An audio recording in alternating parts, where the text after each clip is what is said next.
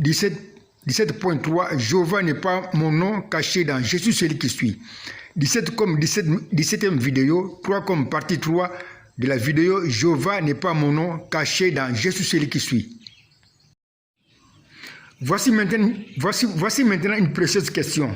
Mais pourquoi celui qui existe par lui-même que je suis s'intéresse-t-il au signe d'une même chose qui appartient aux choses qui sont pourtant bien différentes, comme dans le cas des quatre récits contradictoires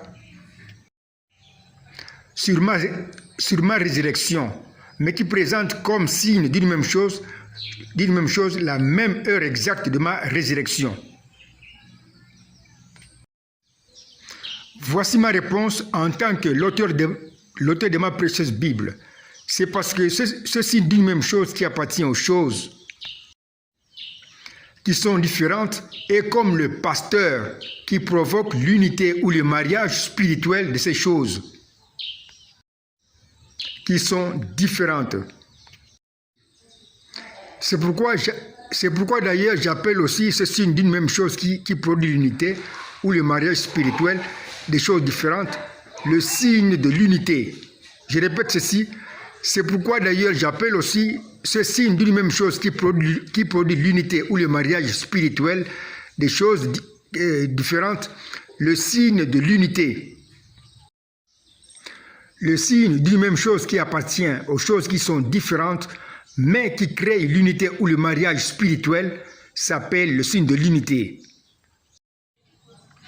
Or, ce mariage spirituel des choses qui sont pourtant bien différentes représente dans ma pensée une prophétie biblique.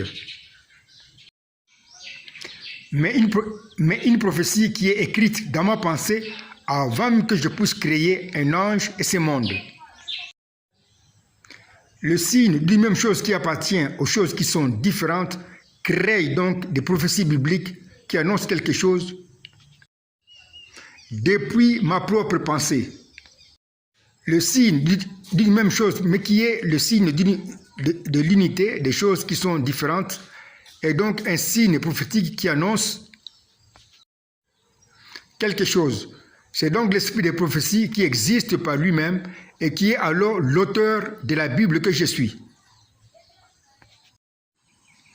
C'est donc l'esprit de l'auteur de la Bible que je suis et qui t'a enseigné depuis l'an 2006 sur le signe d'une même chose comme signe de l'unité qui crée le mariage spirituel des choses et qui est tout simplement le signe de l'unité ou l'auteur de la Bible que je suis.